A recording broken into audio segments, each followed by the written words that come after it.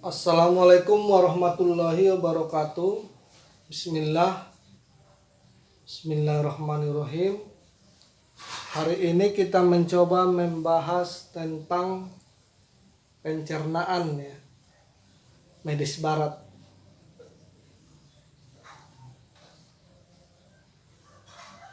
Terus juga ini nanti begini.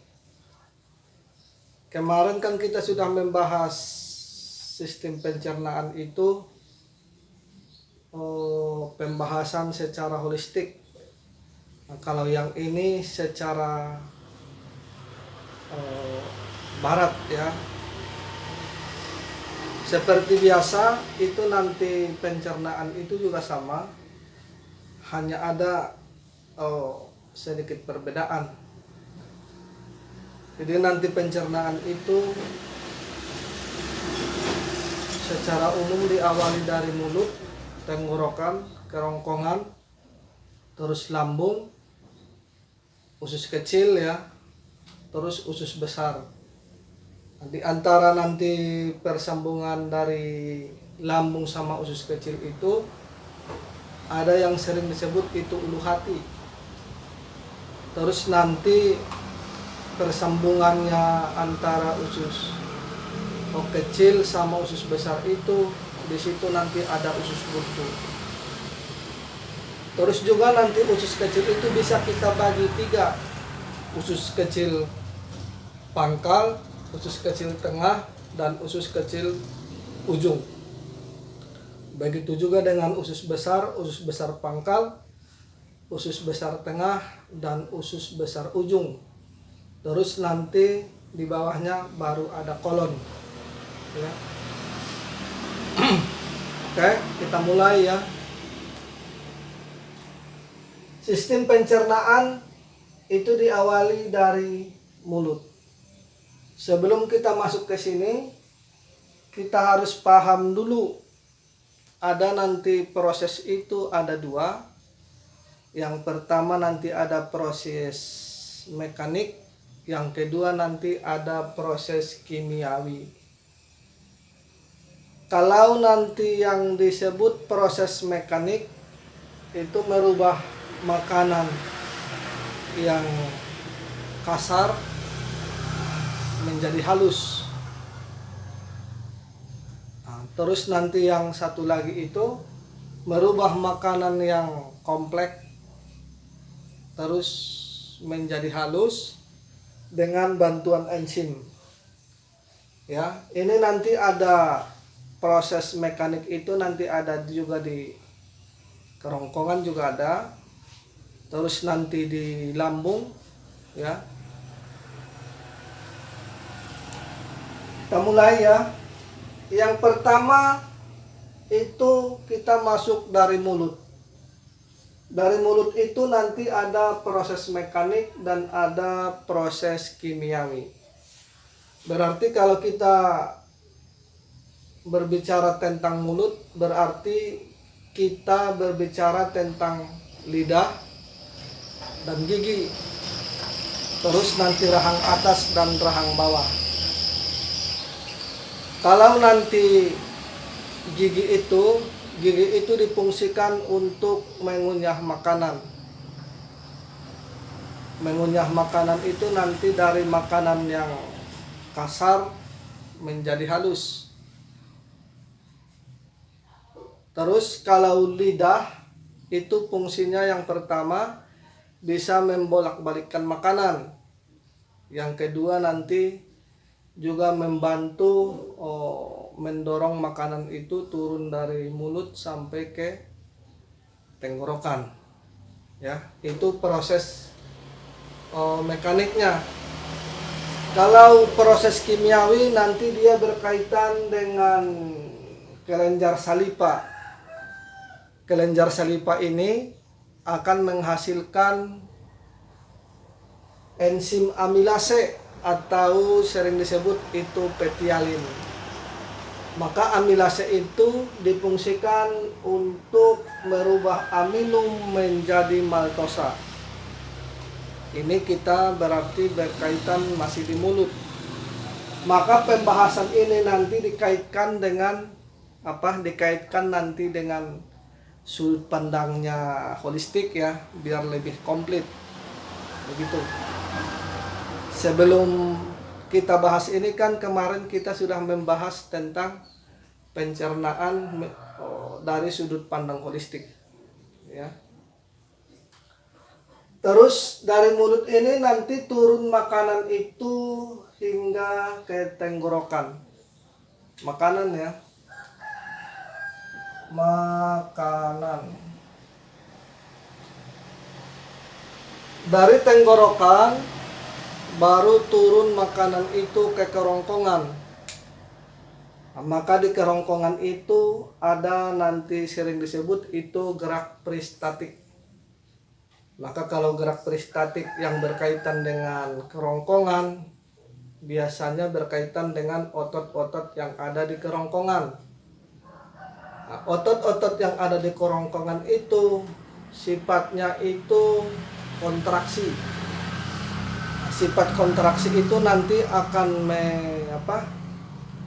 akan membantu menurunkan makanan itu nanti turun ke lambung.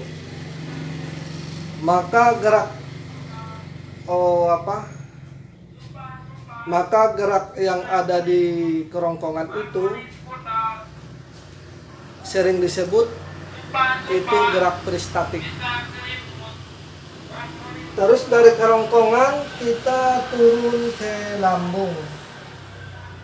Di lambung itu nanti juga ada dua proses pencernaan. Yang pertama nanti proses pencernaan mekanik.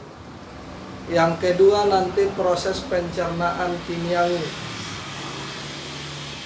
Kalau proses pencernaan mekanik yang ada di lambung, biasanya dia berkaitan dengan otot-otot yang ada di lambung.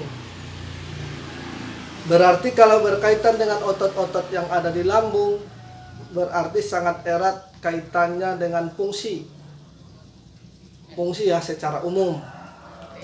Maka nanti fungsi lambung itu yang pertama, mengubah makanan yang kasar itu menjadi makanan yang halus.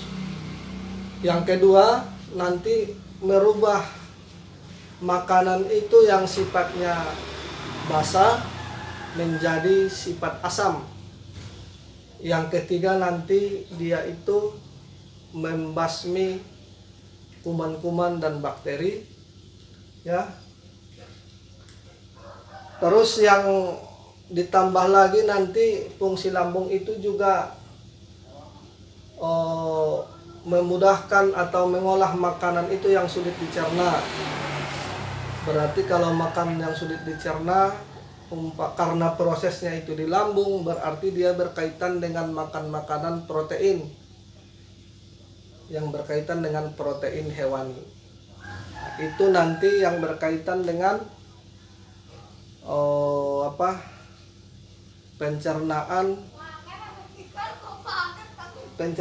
yang ada di lambung ya, yang proses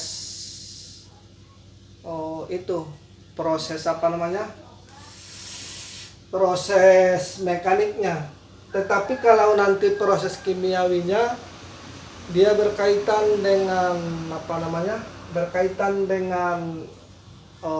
kelenjar atau berkaitan dengan enzim. Enzim itu nanti ada di lambung itu yang namanya enzim pepsin, ada enzim renin, dan ada enzim HCl atau sering disebut itu asam klorida ya.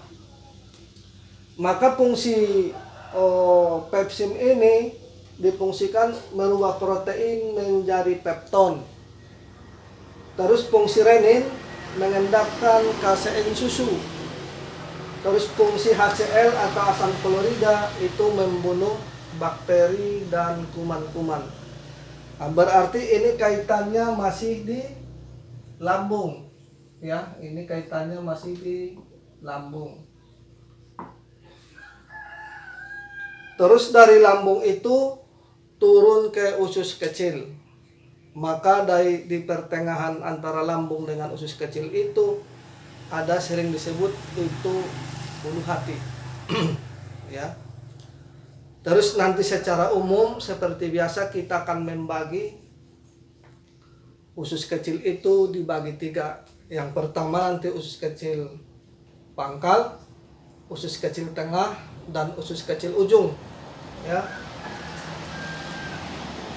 Kalau nanti usus kecil pangkal ini berkaitan dengan enzim dari hati, terus enzim dari empedu dan pankreas ya. Berarti ini nanti kaitannya dengan, kalau enzim dari hati ini berarti membuang atau penyaringan toksin, dan ini akan menghasilkan cairan empedu dan difungsikan untuk mencerna lemak. Maka cairan empedu itulah yang difungsikan itu untuk mencerna lemak. Nah, berarti biasanya kan kalau kemarin kita membahas di di sudut pandang holistik, ini kaitannya empedu dan pankreas, tapi di sini dimasukin nih enzim dari hati, terus empedu dan pankreas. Nanti bisa diulas di sebelum video ini ya. Maka nanti di pankreas itu berkaitan juga dengan enzim. Nah, enzim lipase, maltase, dan tripsin. Kalau enzim lipase ini mengubah lemak menjadi asam lemak. Terus enzim maltase memecah molekul maltosa. Kalau enzim tripsin itu merubah pepton menjadi asam amino. Ya. Terus dari usus kecil pangkal itu turun makanan itu ke usus kecil tengah. Nah, terus turun lagi ke usus kecil ujung. Nah, maka usus kecil tengah sama usus kecil ujung ini, walaupun nanti masih ikut usus kecil pangkal ya, dia sangat erat kaitannya itu ke penyerapan makanan. Ya. Sini. Terus nanti antara usus kecil ujung sama usus besar pangkal itu, di situ sering ada ada usus buntu. Nah, usus buntu itu sering terjadi di situ peradangan. Maka seperti bahasan kita kemarin, kalau ada peradangan itu berkaitan dengan kelembapan, seperti yang kita bahas di ini ya, pencernaan holistik ya. Tetapi di sini kita tidak masukkan. Nah, maka nanti di antara persambungan usus kecil ujung itu sama pangkal usus besar itu, di situ ada sering disebut juga umbe cacing atau usus buntu. Nah, terus kita turun ke bawah dari usus buntu itu, nanti kita masuk ke usus besar. Seperti biasanya usus besar itu juga kita bisa bagi 3. Usus besar pangkal, usus besar tengah, dan usus besar ujung. Nah, di sini proses penyerapan air. Proses penyerapan air itu, kalau yang usus besar ini kan bukan kaitannya ke pencernaan ya, tetapi dia kaitannya sudah ke pembuangan. Sudah kaitannya ke pembuangan. Terus di situ juga ada penyerapan air. Biasanya sih dari usus kecil ujung itu sampai usus besar pangkal, usus besar tengah, dan usus besar ujung sudah dimulai proses penyerapan air. Insya Allah begini, insya Allah ini